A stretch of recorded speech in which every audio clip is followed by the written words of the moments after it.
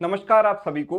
100 mains DI की जो series हमारी चल रही है उसमें सेट नंबर 21 एंड 22 आज इस सेशन में हम डिस्कस करने वाले हैं। पीडीएफ मैंने ऑलरेडी शेयर कर दिया था, होपफुली आपने ट्राई कर लिया होगा, है ना। और नहीं किया है तो वीडियो पॉज करके सवालों को पहले खुद से ट्राई जरूर कीजिएगा। पहला जो सेट है हमारा वो ये है। In a reality show the performance of contestant is evaluated by 4 जजेस, रैम्बो, रामू, रघु एंड राज। ठीक है, तो 4 जजेस हैं जो कैंडिडेट्स को पॉइंट देते हैं, स्कोर देते हैं। ठीक है, जजेस के नाम भी हमें दिए गए हैं। ईच जज gives the score from 0 to 100, मतलब कोई भी जज किसी भी कैंडिडेट को 0 से लेकर 100 तक कोई भी स्कोर दे सकता है, 0 to 100। ठीक है, चलो, minimum 0, maximum 100। Final score of the candidate is given by a plus y minus x। Now what is a plus y minus x? a क्या है यहाँ पर, y क्या है और x क्या है? Now what is a? a is the average of 4 scores given by 4 judges, है ना। ए क्या है, चारों का एवरेज, जितने मतलब एक कैंडिडेट को 4 जजेस से स्कोर मिलेंगे और जो चारों का एवरेज होगा दैट इज कॉल्ड ए। अच्छा, x is the minimum difference between any scores given by any 2 जजेस and y is the maximum difference between any scores given by any 2 जजेस। ध्यान से बात को समझिएगा। लेट सपोज किसी भी पर्सन को 4 जजेस से जो स्कोर मिले हैं वो ये मिले हैं 30, 50, 70 और 90। ठीक है, 4 जजेस ने किसी कैंडिडेट को ये स्कोर दिए। So what is a? A is nothing but the average of these.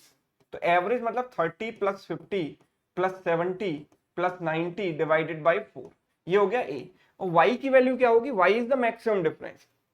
तो हम अगर इनको असेंडिंग ऑर्डर में अरेंज करें, ऑलरेडी असेंडिंग ऑर्डर में है, तो मैक्सिमम डिफरेंस किन दोनों के बीच में होगा? इन दोनों के बीच में। इन दोनों के बीच में डिफरेंस कितना है? 60। तो ये y की वैल्यू मेरे पास क्या हो गई? 60। And x is the minimum difference. Least difference किन के बीच में? इन दोनों के बीच में और इन दोनों के बीच में, है ना। और इनफैक्ट इन दोनों के बीच में भी 20 है। लेट्स सपोज मैं कुछ और ले लेता हूँ, 100 ले लेता हूँ यहाँ पर। ठीक है, तो मैक्सिमम डिफरेंस y कितना हो गया मेरे पास? इसको 100 रख दो। y की वैल्यू कितनी हो गई? 70, इन दोनों के बीच का गैप। और मिनिमम डिफरेंस हो गया 20, है ना। चाहे ये दोनों ले लो या ये दोनों, इन दोनों के बीच का डिफरेंस तो 30 है। तो मिनिमम डिफरेंस 20 हो गया, यानी x की वैल्यू 20। तो y की वैल्यू 70 और x की वैल्यू 20, तो 70 माइनस 20। इसको कैलकुलेट करने के बाद हमें फाइनल एवरेज मिलेगा, फाइनल स्कोर मिलेगा, right. So this is how the final score of any candidate is calculated. ठीक है, चलिए अगर हम सवाल देखें तो सवाल हमसे कहता है कि if the final score of contestant is 40 which is same as his average score, what is the maximum score given by any judge to this student? ठीक है, तो ध्यान से समझिएगा कि एक जज ने सपोज इसको दिया A, दूसरे वाले ने दिया B, तीसरे ने दिया C और चौथे ने दिया D। ठीक है, अब इसका फाइनल स्कोर और एवरेज स्कोर दोनों बराबर हैं। दोनों किसके बराबर हैं? 40 के बराबर है, ऐसा हमसे कहा गया है, राइट। फाइनल और एवरेज दोनों बराबर हैं, जो कि 40 के बराबर है। नाउ यू नो कि final score is nothing but a plus y minus x. Now since final score is equal to average score, तो इससे कट जाएगा, y बराबर x आ जाएगा। यानी कि इसका मतलब है कि maximum difference between any two scores is equal to minimum difference between any two scores. अच्छा, इन सब का एवरेज मुझे चाहिए 40, यानी सारों जितने भी सारी की सारी वैल्यू, इनका जो टोटल होगा वो 40 इंटू 4 160 होगा, है ना। तो मेरे पास जो सबसे सिंपल पॉसिबिलिटी है जो आपके दिमाग में आनी चाहिए वो क्या होगी? सिंपल पॉसिबिलिटी है कि सारी की सारी वैल्यू 40 हो जाए।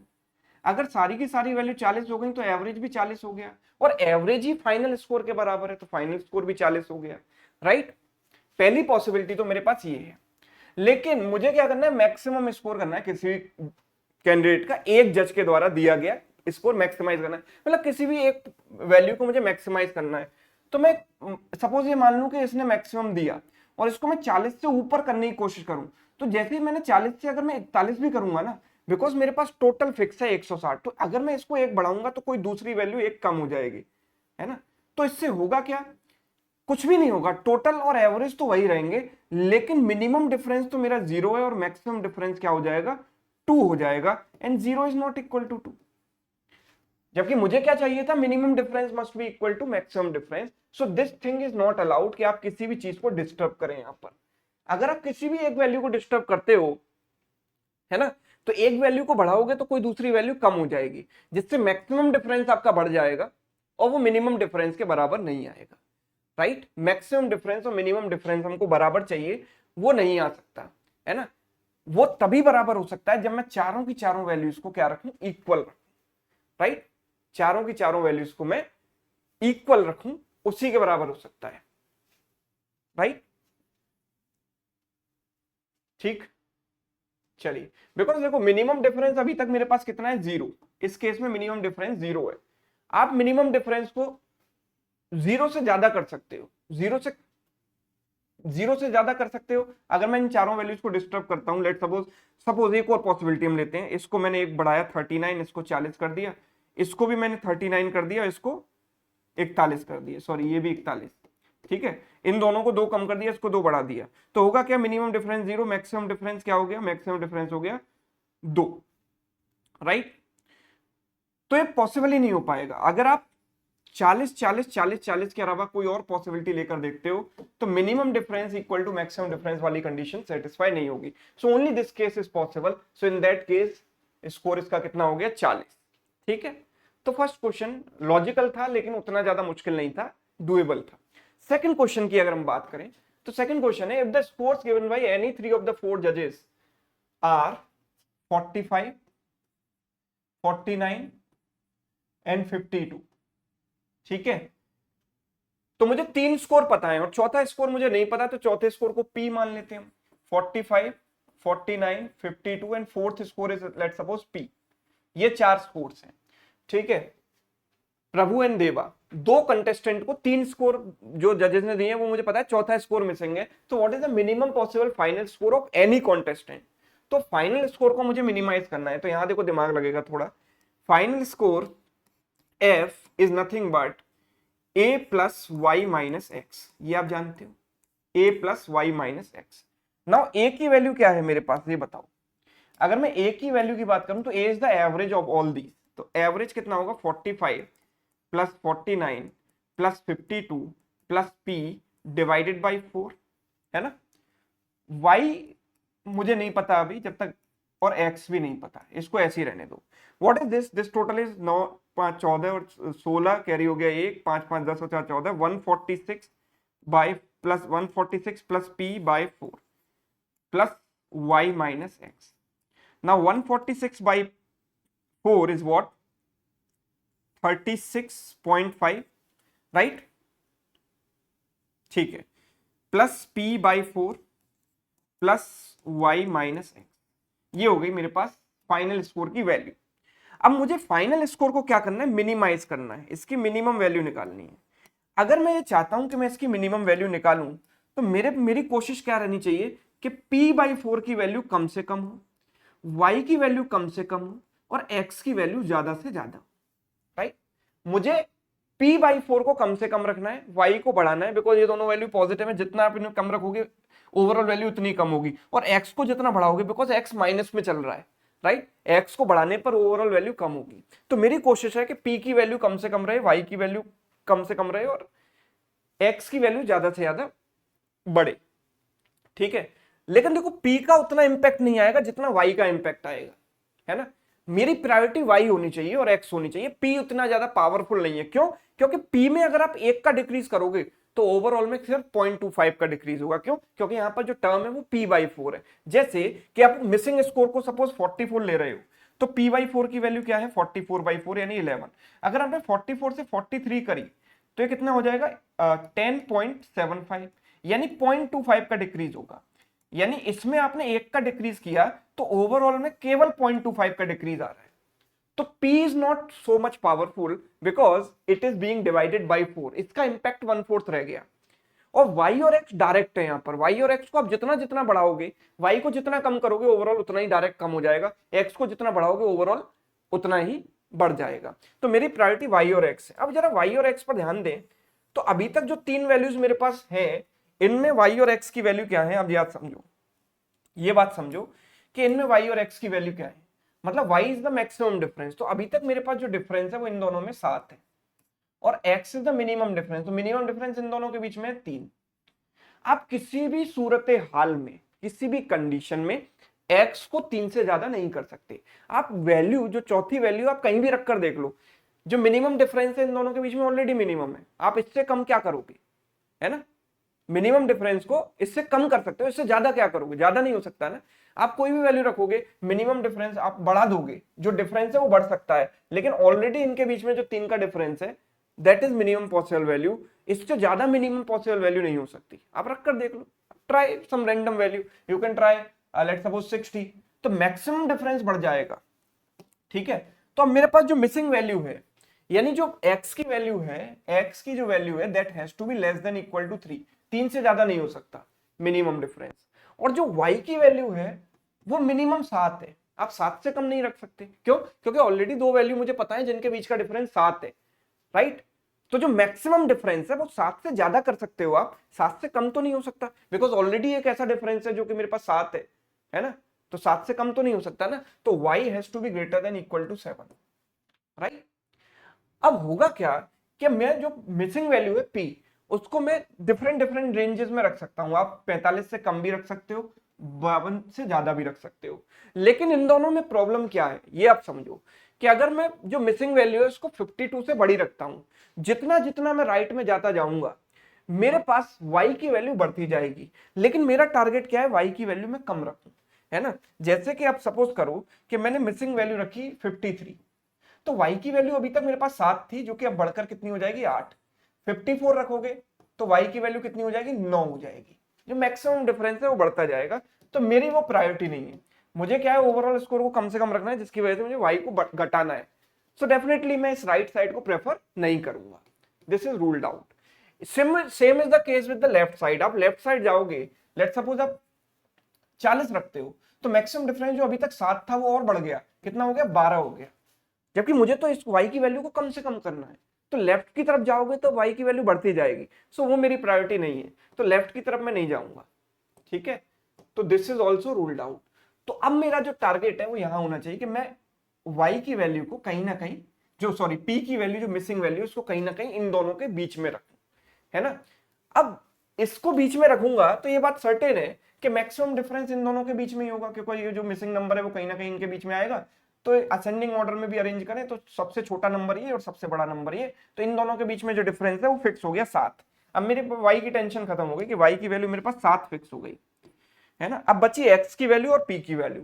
p की वैल्यू मुझे कम से कम रखनी है ना, तो मैं लेफ्ट से रखना शुरू करता हूं, because p is the missing value. Missing value को मुझे कम से कम रखना है, क्यों? क्योंकि p/4 को कम रखना है। तो अगर मैं लेफ्ट से रखना शुरू करूं तो आप ध्यान से देखिए कि मैं p की वैल्यू को अगर 46 रखता हूं, सपोज जो मिसिंग वैल्यू है उसको 46 रखूंगा, है ना, या 45 भी रख सकता हूं। 45 रखने पर होगा क्या कि मिनिमम डिफरेंस हो जाएगा 0, है ना। 45 रखने पर मिनिमम डिफरेंस 0 हो जाएगा, जो कि मैं नहीं चाहूंगा, क्योंकि minimum difference should be as high as possible. इसको मुझे बढ़ाना है ना। ऑल्दो आपने p की वैल्यू कम से कम रखी है, बात आपकी सही है कि आपने p की वैल्यू कम से कम रखी है, लेकिन मैंने क्या बोला कि p is not as much powerful as x। p का उतना पावर नहीं जितना x का है, बिकॉज x तो डायरेक्टली बढ़ा रहा है, डायरेक्टली कम कर देगा, जितना x बढ़ाओगे उतना मिनिमम स्कोर कम होता जाएगा, लेकिन p का इंपैक्ट 1/4 रह गया बेचारे का, राइट, बिकॉज ये डिवाइड बाई 4 है। ठीक है, तो x पर आप फोकस करो, x को और बढ़ाओ। मैं 46 रखूंगा, मैं इसको 46 रख सकता हूं, 47 भी रख सकता हूं, और 48 भी रख सकता हूं, 49 भी रख सकता हूं। कम से कम इधर से लेफ्ट से रखना शुरू करूंगा, बिकॉज मुझे p की वैल्यू भी कम से कम ही चाहिए, है ना, क्योंकि y मेरे पास फिक्स है ना, y से कोई इंपैक्ट नहीं आने वाला, बिकॉज y फिक्स हो गया 7। और x की वैल्यू ज्यादा से ज्यादा देखो 3 है, यहाँ पर ज्यादा से ज्यादा 3 है, तो x की वैल्यू क्या हो सकती है, आप 0 रख सकते हो, 1 रख सकते हो, 2 रख सकते हो, है ना, और ज्यादा से ज्यादा 3 रख सकते हो। x की वैल्यू इतनी हो सकती है, 3 से ज्यादा तो वैसे भी नहीं बढ़ा सकते, राइट। तो वो जो चीज है, वो जो प्रेफरेबल चीज है, वो आपको इन दोनों के बीच में मिल जाएगी। तो इन दोनों के बीच में जाने का क्या मतलब, राइट, इन दोनों के बीच में जाओगे तो p की वैल्यू बढ़ेगी ना, जबकि p की वैल्यू को मुझे कम से कम रखना है। You have to hold the value of p as low as possible. ध्यान से समझिए कि अगर मैं 46 रखता हूं तो लेट्स ट्राई फ्रॉम वैल्यूज। 46 रखने पर x की वैल्यू कितनी आ जाएगी 1, है ना। अगर मैंने p की वैल्यू 46 रखी तो x की वैल्यू मिनिमम डिफरेंस हो जाएगा 1। p की वैल्यू अगर मैं 47 रखूंगा तो x की वैल्यू हो जाएगी 2, right, because minimum difference in दोनों के बीच में हो जाएगा। 45 और 47 के बीच में 2 का डिफरेंस, और 47 और 49 के बीच में 2 का डिफरेंस। और p की वैल्यू जब मैं 48 रखूंगा तो मिनिमम डिफरेंस हो जाएगा मेरे पास 3, है ना। और p की वैल्यू 49 रखूंगा तो 48 रखने पर हो जाएगा 1, बिकॉज अगर मैं 48 रखता हूं तो मिनिमम डिफरेंस इन दोनों के बीच में आ जाएगा ना 1।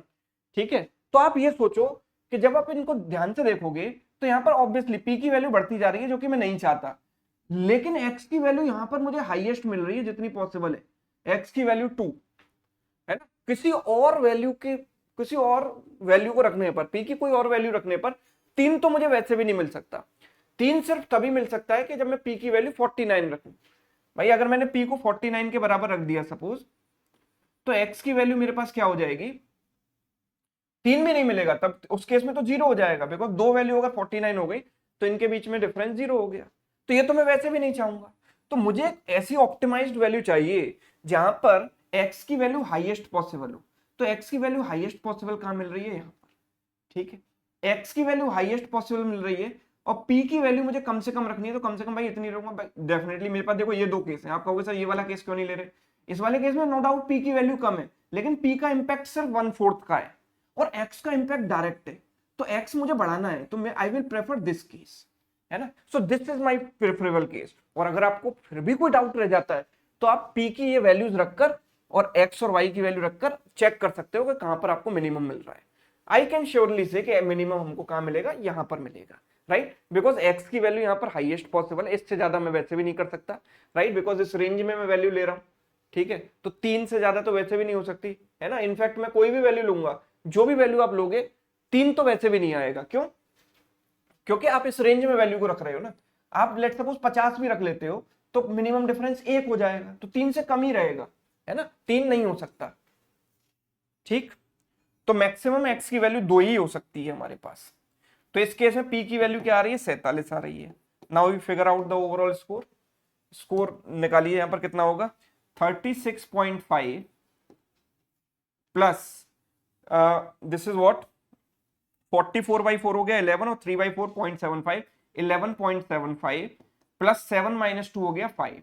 Now you add them, this is 2 5 carry हो गया 1, 6 और 1 7 और 1 8 एंड 4 3 और 1 नहीं, ये कितना हो गया, एक सेकंड, 0.25 ये हो गया 25 पॉइंट, कैरी हो गया 1, 6 और 1 7 और 1 8 और 5 13 कैरी हो गया 1, 3 और 2 5, 53.25 आ रहा है ओवरऑल मैक्सिमम। क्या ऑप्शन में दिखाई दे रहा है? Yes, option B is right answer. 53.25 is the minimum possible score of this candidate. Analysis वाला सवाल था। अब पहले सवाल में इतनी मेहनत करनी पड़ी है, जरूर थोड़ी सेकंड में इतनी मेहनत करनी पड़े। पहले वाले में तो हमें बहुत कम मेहनत करनी पड़ी, सेकंड में मेहनत करनी पड़ी। और हो सकता है कि सेकंड वाले से थर्ड वाला भी मेरा थोड़ा सॉल्व हो जाए। तो देखो थर्ड वाला भी पूरा सेम डेटा है ना। तो आप यहां पर देखो कि डेटा वही है कि दो स्कोर्स को, ये दो कैंडिडेट को ये स्कोर मिले 45 49 52 and T, right, Prabhu and Deva. So what is the maximum possible difference between final score of Prabhu and Deva? Maximum possible difference कब होगा? जब एक कैंडिडेट को मैक्सिमम मिले और दूसरे को मिनिमम मिले। तो एक का फाइनल स्कोर मैक्सिमम हो और दूसरे का फाइनल स्कोर मिनिमम हो। अब इस कंडीशन के साथ मिनिमम स्कोर तो मैं निकाल चुका हूं। मिनिमम स्कोर कितना आ चुका है मेरे पास? 53.25। 53.25 this is minimum score, right, 53.25। ठीक है, एंड मैक्सिमम कब आएगा? जब मैं P की वैल्यू को, देखो मैक्सिमम कब होगा, बिकॉज आई नो के final score F is nothing but that was 36.5 plus P/4, यही था ना, 36.5 plus P/4 plus y minus x. अब अगर मुझे इसे मैक्सिमाइज करना है, मतलब इसको बढ़ाना है, इसको बढ़ाना है, मतलब इसको भी बढ़ाना है, इसको भी बढ़ाना है और इसको कम से कम रखना है। एक्स में तो कुछ खास आप कर नहीं सकते, बिकॉज एक्स 3 ज्यादा से ज्यादा 3 हो सकता है, 3 2 1 0। लेकिन अगर आप पी को बढ़ाना चाहते हो, मतलब इस वैल्यू को मैं जितनी बड़ी से बड़ी ले सकता हूं उतनी बड़ी से बड़ी लूंगा। तो पी को अगर मैं 100 रख देता हूं, ज्यादा से ज्यादा मैं कितना रख सकता हूं इसको, 100।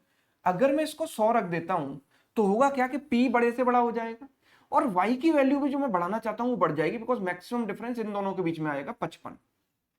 यस, बात समझ में आ रही है? तो y की वैल्यू बढ़ जाएगी और x की वैल्यू तो मेरे पास कितनी रहेगी? p की वैल्यू 100 ले ली, x की वैल्यू तो 3 ही रहेगी। इन दोनों के बीच का डिफरेंस मिनिमम है। So we have to take this case to maximise. Maximise करना आसान है, मिनिमाइज करना मुश्किल था। p की वैल्यू मैंने 100 ले ली, तो 100/4 हो गया 25 प्लस y की वैल्यू कितनी हो गई 55 माइनस दिस इज 3 52, तो दिस इज 52, तो दिस इज 77, 77 इसमें ऐड करोगे 7 और 6 13, 7 और 3 10 और 11, 113.5 मैक्सिमम स्कोर है। तो मैक्सिमम पॉसिबिलिटी इज 113.5। तो एक कैंडिडेट का इतना स्कोर आया और एक कैंडिडेट का मिनिमम स्कोर आया, तभी तो इनके बीच का डिफरेंस मैक्सिमम बनेगा। How much is the difference, difference निकाल लो, 113.50 एंड 53.25, आप घटा दो, इसमें कितना आएगा 0.25, this is what 0, this is 6, 60.25 is the difference and which is the required answer, 60.25, that means option A is correct, right? चलिए, let's come to question number 4, what is the maximum final score any contestant can get? Maximum final score किसी contestant का कितना आ सकता है? तो मैं ये कहता हूं कि भाई देखो, final score is nothing but a plus y minus x. a की वैल्यू है a is nothing but the average, y is the maximum difference, x is the minimum possible difference। अब एक जज जो है 0 से 100 तक कुछ भी स्कोर किसी भी कैंडिडेट को दे सकता है। अब होगा क्या, एक जनरल टेंडेंसी क्या रहती है कि हम ये मान लें कि सर अगर चारों जजेस किसी कैंडिडेट को 100 पॉइंट दे दें तो उसका स्कोर मैक्सिमम हो जाएगा, है ना? हमें ये लगता है कि उसका स्कोर मैक्सिमम हो जाएगा, ठीक है। इस केस में उसका ओवरऑल मैक्सिमम कितना आएगा, मतलब स्कोर कितना आएगा 100, एवरेज भी 100 ही होगा जब चारों 100 के बराबर। Minimum difference is 0, maximum difference is also 0, 0 minus 0 तो 100 आ जाएगा, और 100 आपको ऑप्शन में भी दिख रहा होगा, आप 100 लगाकर चले आओगे। But this is wrong. जो ओवरऑल फाइनल स्कोर का निकालने का तरीका है ना, वो थोड़ा डिस्टिंक्ट है। ऐसा नहीं है कि सबने 100 दे दिए तो स्कोर मैक्सिमम हो गया। आप ऐसे सोचो कि अगर मैंने चारों को 100 माना तो ओवरऑल स्कोर इनका 100 ही आ रहा है, मैं क्यों ना इसको बढ़ाने की कोशिश करूं। ओवरऑल स्कोर कब बढ़ेगा, जब y की वैल्यू ज्यादा से ज्यादा होगी, a की वैल्यू ज्यादा से ज्यादा होगी और x की वैल्यू कम से कम होगी। मिनिमम डिफरेंस कम से कम हो तो इसको तो 0 ही रख दो, कोई बात नहीं, इसको मैंने 0 रख दिया। एवरेज ज्यादा से ज्यादा कब होगा, जब ये वैल्यू ज्यादा से ज्यादा होंगी। तो अगर मैं तीन वैल्यूज को 100 पर ही रखूं, सपोज तीन वैल्यूज को मैंने 100 रख दिया, तो मिनिमम वैल्यू x की वैल्यू 0 हो गई, मिनिमम डिफरेंस 0 हो गई, चलो ये फिक्स हो गया। मैं ये चाहता था कि कम से कम रहे, ये 0 हो गया। मैं ये भी चाहता था कि ओवरऑल मुझे एवरेज को बढ़ाना है तो वैल्यूज ज्यादा से ज्यादा रहे, तो 100 से ज्यादा तो हो ही नहीं सकती। लेकिन चौथा वाला जो स्कोर है वही गेम करेगा यहाँ पर। वो गेम क्या है यहाँ पर, गेम है y को बढ़ाना। मैं डिफरेंस ज्यादा से ज्यादा रखना चाहता हूं, तो मैं क्या करूंगा कि अगर मैं इसको 0 रख दूं तो मैं नो डाउट कि मेरे एवरेज में कमी आएगी, लेकिन y की वैल्यू तो सीधे सीधे 100 बढ़ रही है ना। यहाँ पर पहले y की वैल्यू 0 थी, अब सीधे सीधे 100 हो गई, मैक्सिमम डिफरेंस 100 हो गया, है ना। और एवरेज में कितना इंपैक्ट आएगा, पहले आपका एवरेज 100 आ रहा था, अब कितना होगा, बिकॉज ये 0 हो गया, 0 0 0 100 प्लस 100 प्लस 100 300/4, अब एवरेज आपका 75 हो गया। तो एवरेज में डिक्रीज हुआ, मैंने माना 25 का ही डिक्रीज हुआ, लेकिन y की वैल्यू सीधे सीधे 100 बढ़ गई आपकी, राइट। तो यहां पर आपको स्कोर मैक्सिमम मिलेगा ना। एवरेज की वैल्यू आपकी कितनी हो गई, एवरेज की वैल्यू हो गई 75 प्लस y की वैल्यू हो गई 100 और x की वैल्यू हो गई 0, तो ओवरऑल स्कोर इज 175। और ऑप्शंस में भी आप मैक्सिमम वैल्यू देखोगे तो 175 आपको दिखाई दे रही है। So 175 is possible, which is the maximum possible score any candidate can get, right?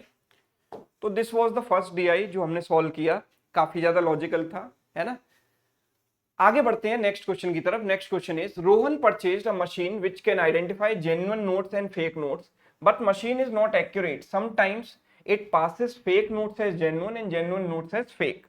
ठीक है, तो कई बार ये गलत टेस्ट कर लेती है, फेक को जेन्युइन बता देती है और जेन्युइन को फेक बता देती है, ठीक है। The machine passes 20% of fake notes as genuine, ठीक है। तो अगर आप इसमें फेक नोट्स फीड करते हो मशीन में, तो फेक में से जेन्युइन कितनों को बताएगी, 20% का एरर है इसमें। आइडियली फेक नोट को फेक बताना चाहिए ना, इसको फेक को फेक बताना चाहिए, लेकिन 20% फेक नोट्स को जेन्युइन बता रही है, यानी 20% का इसमें एरर है, और 80% को फेक ही बताएगी।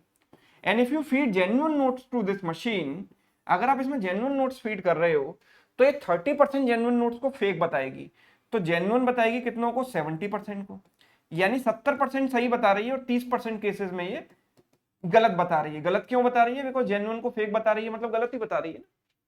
सो this is the case, right. Now let's come to question number 1। इतनी इंफॉर्मेशन है, सवाल थोड़ा सा ट्रिकी है, लॉजिकल है। If Rohan fed 300 notes into the machine, ठीक है, out of which 200 are fake, how many notes machine will identify genuine. तो आसान सवाल है, देखो कैसे। 300 नोट्स थे उसने फीड किए मशीन में, उसमें से था क्या कि 200 फेक थे, तो जेन्युइन कितने थे? फेक थे 200, ठीक है, फेक थे 200। तो एक्चुअल में जो जेन्युइन नोट्स थे वो कितने थे? जेन्युइन नोट्स थे 100, राइट। अब कितने नोट्स थे जेन्युइन बताएगी, ठीक है। तो फेक में से कितनों को जेन्युइन बताती है? 20% को, 20% फेक नोट्स को जेन्युइन बताती है। तो इसका 20% मैंने लिया, तो कितना हो गया? 40। और जेन्युइन में से कितनों को जेन्युइन बताती है? तो जेन्युइन में से जेन्युइन बताती है 70% को। तो इसका 70% ले लो, कितना हो गया? 70। 70 और 40 कुल मिलाकर मेरा आंसर आ गया 102। 110 नोट्स को ये जेन्युइन आइडेंटिफाई करेगी। पहला सवाल था, आसान था। सेकंड क्वेश्चन की तरफ बढ़ते हैं। सेकंड क्वेश्चन है, if the machine labelled 1500 notes as fake and 1200 notes as genuine, what is the number of notes correctly leveled by machine? ठीक है, करेक्टली कितने उसने लेवल किए हैं, ठीक है। तो हमें हमें पता है कि टोटल नोट्स कितने हैं। तो टोटल नोट्स हो गए भाई 1500 प्लस 1200, जो मशीन में फीड किए गए वो कितने हैं? 2700, है ना। 2700 नोट्स है। अब इस सवाल को आप इक्वेशन के थ्रू भी कर सकते हो, और आप इस सवाल को एक दूसरी अप्रोच के साथ भी कर सकते हो, जिसको हम बोलते हैं एलिगेशन, राइट। तो एलिगेशन से आप इक्वेशन से खुद से ट्राई करना, मैं आपको एलिगेशन से बता रहा हूं, ठीक है। देखो, जेन्युइन में वो कितनों को जेन्युइन बताती है और फेक में कितनों को जेन्युइन बताती है। तो जेन्युइन और फेक नोट्स का रेशियो मैंने यहां से निकाल पाऊंगा। तो हमें पता है कि मशीन जो है, जेन्युइन नोट्स जब इसमें फीड किए जाते हैं तो उसमें से 70% को जेन्युइन बताती है ना।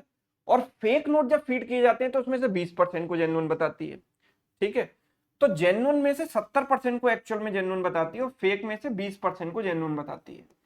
और हुआ क्या कि मशीन में 2700 नोट जब फीड किए गए तो 1200 नोट उसने जेन्युइन बताए, है ना। तो 1200 जो है 2700 का कितना परसेंट है? तो 12/27 कर दो, इंटू 100, है ना। कितना परसेंट हो गया? 3 से गया 4 बार, 3 से गया 9 बार।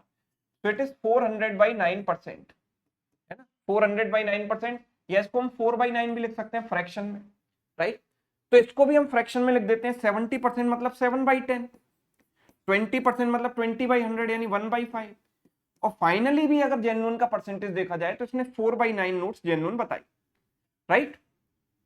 तो अगर मैं यहाँ पर 5, 10 और 9 के एलसीएम से मल्टीप्लाई कर दूं, जो कि मुझे 90 दिखाई दे रहा है, तो 90 से मल्टीप्लाई करने पर ये फ्रैक्शन हट जाएगा यहाँ से। 90 से मल्टीप्लाई कर दूं तो I will get the ratio of genuine notes and fake notes, genuine notes and fake notes by using alligation technique. तो जेन्युइन नोट्स और फेक नोट्स का रेशियो कितना आएगा? This is 9 7 63, this is 18, and how much is this? This is 40। तो इन दोनों का difference कितना हो गया? 22, और इन दोनों का डिफरेंस कितना हो गया? 23। This is the ratio. तो जेन्युइन और फेक नोट्स का रेशियो ये हो गया। सवाल क्या पूछ रहा है?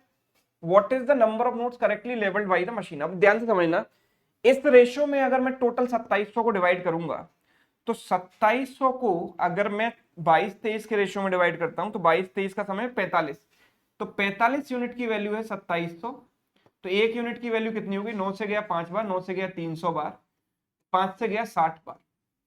तो एक यूनिट की वैल्यू 60 आ गई। जब एक यूनिट की वैल्यू 60 आ गई तो 22 इंटू 60 कितना हो गया? 1320। और 23 इंटू 60 कितना हो गया? 1380। तो इतने नोट एक्चुअल में जेन्युइन थे और इतने नोट एक्चुअल में फेक थे, राइट। इतने नोट एक्चुअल में फेक थे। करेक्टली लेवल का मतलब क्या है कि जेन्युइन को जेन्युइन बताए और फेक को फेक बताए। तो मशीन जेन्युइन में से कितनों को जेन्युइन बताती है? 70% को। और फेक में उसकी एक्यूरेसी क्या है? 80%। तो जेन्युइन में से जेन्युइन बताएगी 70% को, और फेक में फेक बताएगी 80% को, ठीक है। तो इसका 70% अगर मैं निकालता हूं तो 7 इंटू 2 14, 91 और 1 92, 924। और इसका 80%, 8 इंटू 8 64, कैरी हो गया कितना? 6। 13 इंटू 8 104 प्लस 6 110। तो कुल मिलाकर कितना हो गया? 1104 प्लस 924। इनको अगर हम ऐड करते हैं तो मेरे पास आंसर आता है 2028। तो 2028 नोट मशीन ने करेक्टली लेवल किए। 2028 यानी ऑप्शन डी, राइट। क्लियर है? तो you can easily solve it by alligation, और you can apply equation approach also कि लेट्स सपोज कि उसमें जेन्युइन नोट्स हैं x, तो फेक नोट होंगे 2700 माइनस x, उसमें से जेन्युइन कितनों को आइडेंटिफाई करेगी और इसमें से 2700 माइनस एक्स में से कितनों को जेन्युइन आइडेंटिफाई करेगी, उसका सम जो है वो आप लगा के 1200 के बराबर रख दो तो एक्स की वैल्यू आपको मिल जाएगी, है ना। तो आप बिना एलिगेशन के इक्वेशन अप्रोच से भी कर सकते हैं, वो आप खुद से ट्राई कीजिएगा। क्वेश्चन नंबर 3 की अगर हम बात करें तो ये सवाल है, ये Rohan had a certain number of 500 rupees notes and 1000 notes with him in the ratio 2:1, right, in the ratio 2:1, and total of 1,20,000, right, total of 1,20,000. He fed all the notes into the machine and found that machine identified 94 notes as fake. Machine ने 94 note fake identify किए हैं। What is the minimum possible number of genuine 500 rupees notes with him? ठीक है, तो हमें पता है कि देखो 500 नोट, 500 रुपए के नोट्स हैं उसके पास। एक बार वीडियो पॉज करके खुद से जरूर ट्राई कीजिएगा सवाल को, है ना, उसके बाद सॉल्यूशन देखिएगा। 500 रुपए के 2x नोट्स मैंने मान लिए, तो 1000 रुपए के कितने नोट्स हो जाएंगे x, बिकॉज रेशियो 2:1 है तो आप 2x और x मान सकते हो। तो टोटल अमाउंट कितना हो गया 500 इंटू 2x मतलब 1000x, और 1000 इंटू x मतलब 1000x, मतलब जो टोटल अमाउंट हो गया वो हो गया 2000x, जो कि किसके बराबर होगा 1,20,000 के बराबर, 1,20,000 के बराबर। ठीक है, 3 जीरो से 3 जीरो कट गई, 2 से गया 60 बार, मतलब x की वैल्यू 60 आ गई। और x की वैल्यू 60 आते ही मुझे ये पता चल गया कि यहाँ पर 500 रुपए के 120 नोट थे और 1000 रुपए के 60 नोट थे, right. He fed all the notes into the machine, मतलब कुल मिलाकर उसके पास 180 नोट थे, सारे के सारे उसने मशीन में फीड किए, ठीक है। And found that machine identify 94 notes as fake, ठीक है, 94 नोट्स उसने फेक आइडेंटिफाई किए हैं। So number of genuine 500 rupees notes उसके पास कितने हैं। तो पहले तो ये सोचो कि टोटल जेन्युइन नोट्स कितने होंगे, इसके आगे आप स्टक हो जाओगे, इसके आगे आप सोचोगे कि अब कैसे करें। तो वैसे ही करना है, देखो हमें नहीं पता कि इसमें कितने जेन्युइन है कितने फेक हैं, तो मैंने मान लिया कि इसमें जेन्युइन नोट्स हैं एक्स, लेट्स सपोज वाई, तो फेक नोट्स कितने होंगे, बिकॉज एक्स हम ऑलरेडी यहाँ ले चुके हैं ना, तो वाई ले लो, 180 माइनस वाई, ठीक है। तो उसने करेक्टली आइडेंटिफाई कितने, उसने जो है फेक कितने आइडेंटिफाई किए हैं, 94 नोट्स फेक आइडेंटिफाई किए हैं।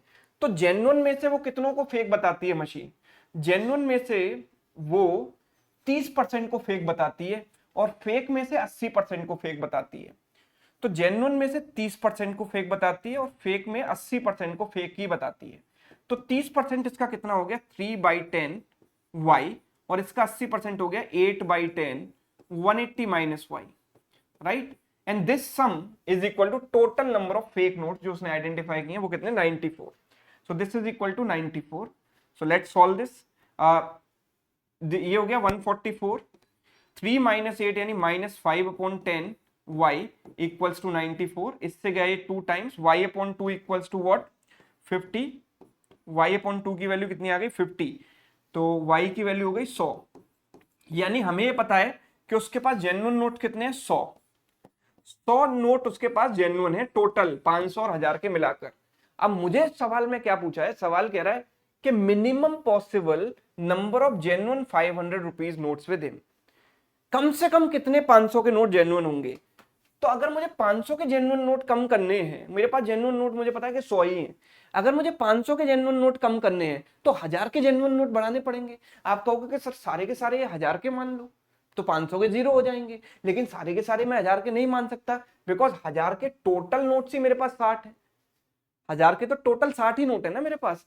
तो मैं जेन्युइन में से 1000 के मैक्सिमम कितने मान सकता हूं, 1000 के जो मैक्सिमम नोट्स लेकर चल सकता हूं वो 60 लेकर चल सकता हूं। तो 500 के नोट मेरे पास ऑटोमेटिकली मिनिमम आ जाएंगे, और मिनिमम कितना होगा 40। तो 500 के कम से कम 40 नोट तो जेन्युइन होने ही चाहिए, right, because total genuine note 100 हैं, जिसमें के 1000 के मैक्सिमम कितने हो सकते हैं 60, बिकॉज टोटल नोट ही 60 है 1000 के, तो 1000 के मैक्सिमम 60 हो सकते हैं, तो कम से कम 500 के 40 तो हमको चाहिए, राइट। तो 40 इज राइट आंसर। एक सवाल इसमें बचा हुआ है, ये सभी लोग होमवर्क में ट्राई करेंगे, ठीक है, और कमेंट सेक्शन में इसका आंसर जरूर बताएंगे, राइट। तो इस सीरीज में मैं जितने भी बेस्ट से बेस्ट पॉसिबल डीआई हो सकते हैं उतने बेस्ट पॉसिबल डीआई आपको करा रहा हूँ। ऐसे डीआई सेट मैं आपको अश्योर कर रहा हूँ कि किसी भी पेड बैच में भी आपको कहीं नहीं मिलेंगे किसी प्लेटफॉर्म पर, राइट, है ना। आप कैट की कोचिंग में भी पचासों हजार रुपए खर्चा कर दो तो भी इस टाइप का कंटेंट रेगुलर बेसिस पर आपको मिलना बहुत मुश्किल है। इतनी सारी डीआई की क्लासेस 100 सेट हम करने वाले हैं, ठीक है। तो बस आपके लिए इसमें कोई फीस नहीं है, सारी क्लासेस आपको पता है यूट्यूब पर फ्री ऑफ कॉस्ट है। सिर्फ इतनी सी फीस है कि आप इस वीडियो को जितना ज्यादा हो सके अपना प्यार दीजिए, इसको लाइक कीजिए और ज्यादा से ज्यादा दोस्तों तक शेयर कीजिए, जितने भी ग्रुप्स में आप हैं वहां पर इसको शेयर कीजिए, है ना। और कमेंट करके मुझे जरूर बताया कीजिए कि वीडियो आपको कैसा लगा, है ना, ताकि नेक्स्ट क्लास के लिए और ज्यादा मोटिवेशन मिले और बेहतर से बेहतर कंटेंट मैं आपके लिए लेकर आऊं। ठीक, थैंक यू सो मच।